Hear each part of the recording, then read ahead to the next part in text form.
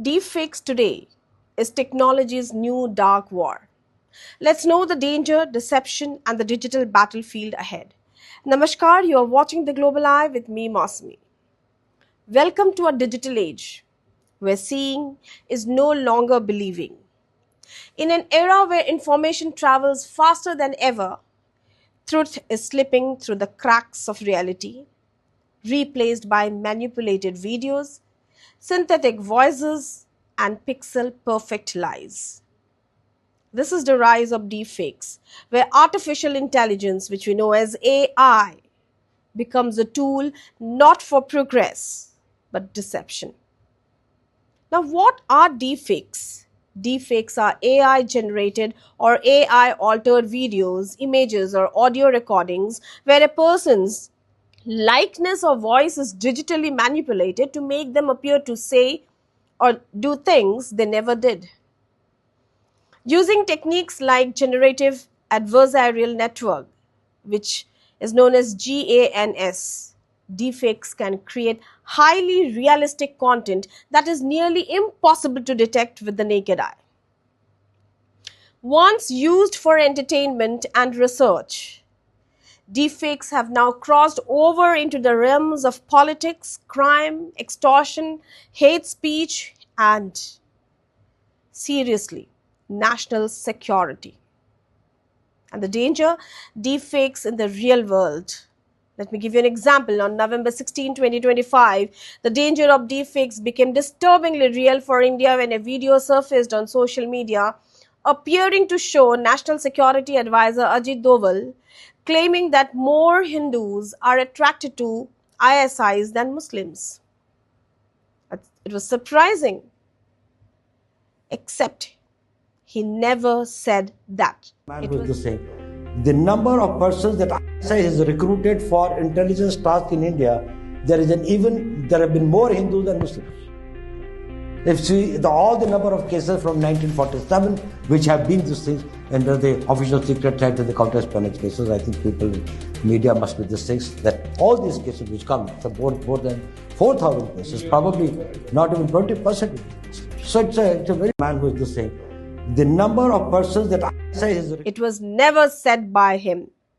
Doval quickly issued a denial asserting this was a classic case of deepfake manipulation, a calculated attempt to distort India's security discourse, create mistrust and stir communal tension.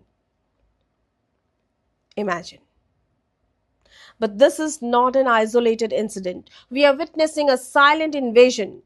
Deepfakes are being used to spread misinformation during elections, sabotage diplomacy and negotiations, trigger riots and violence via fake hate speeches, defame public figures, creating false narratives that stick in public memory.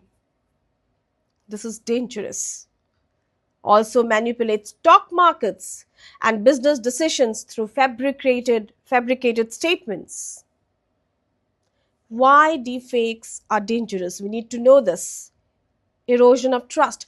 When truth is under attack, trust in media, institutions, and even personal conversations is shattered. Weaponization of information. This is actually a weaponization of information. Deepfakes turned information into a weapon, a tool for psychological warfare and political sabotage. And it creates confusion and chaos. They increase societal confusion, create division, and make it harder for democracies to function. And we face the difficulty of detection. Despite advancements in AI detection tools, human beings are psychologically vulnerable to believable visuals. We generally believe in the visuals.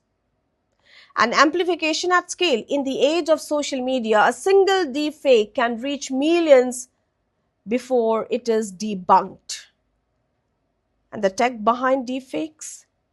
Most deepfake videos rely on deep learning models that train on large data sets to accurately mimic facial expressions, voice modulation, and gestures. Platforms and apps like Deepface Lab, face swap, and synthesia have made it easier than ever to create these fakes, even without high-end machines. What once required a Hollywood-level budget can now be done in a bedroom with a laptop. And the future? Is there any hope? The future of deepfakes is a double-edged sword. On one side, deepfake tech has legitimate uses: education, cinema, restoring lost voices, or personalized storytelling. Imagine hearing a long dead historical figure give a speech or a film where an actor gives consent to digitally recreate their younger self. But the flip side is dangerous. As deepfake technology evolves, the line between real and fake will blur further. Governments, media, and tech giants need to collaborate on regulations and cybersecurity laws, public awareness campaigns. Public is deceived today. Advanced forensic and detection tools. Do we have strict penalties for malicious use? But we need to detect first. Media literacy for citizens. Caution for citizens. Always cross-check sensational videos before believing or sharing. Look for inconsistencies, mismatched lip syncing, or shadows, strange eye movements. Rely on credible news sources and fact-checking forums. Understand that even trusted figures can be faked. And here we need to ask, how do we balance innovation with ethical boundaries when technology itself becomes unpredictable? If we can't trust what we see and hear, what does the future of journalism and democracy look like? Could synthetic video eventually replace live testimony in courts or sway public opinion in warlike scenarios? What happens when even truth can be dismissed as fake in a world where deep fakes exist? Should governments and tech companies be allowed to limit access to deepfake tools? Or would that curb innovation and freedom? Think about it.